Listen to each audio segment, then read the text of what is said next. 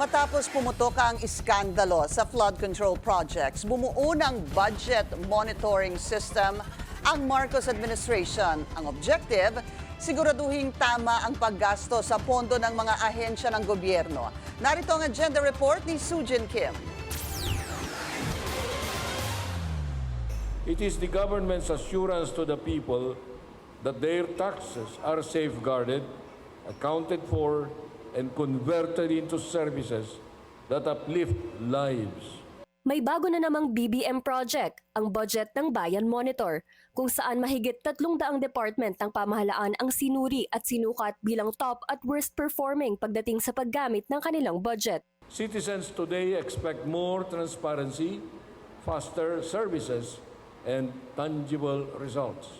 Ito ang mga kinilala bilang mga top-performing agencies o ang mga nakascore ng 5 out of 5. Kabilang na ang Philippine Information Agency, Games and Amusement Board at National Wages and Productivity Commission at ang valedictorian ng taon, ang Civil Service Commission. We have only 1,300 personnel and taking into consideration our budget na napaka-liit kung tutuusin. Making sure that every centavo na ibibigay sa bawat opisina ay magagastos namin.